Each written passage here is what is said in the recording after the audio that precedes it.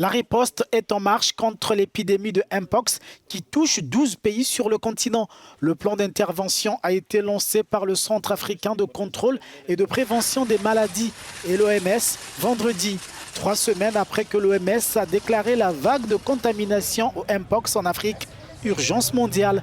La réponse à la pathologie doit durer 6 mois et nécessite 600 millions de dollars. Elle doit s'articuler autour de la surveillance épidémiologique, des tests de laboratoire et l'engagement communautaire en sus des vaccins.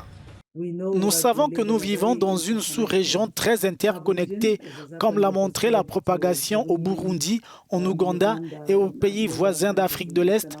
Si l'on se souvient de l'autre épidémie mondiale qui s'est produite, nous avons constaté une propagation dans de nombreux pays, ce qui souligne à mon avis l'importance de ce plan. Comme je l'ai dit, nous avons classé les pays en fonction de leur degré de risque.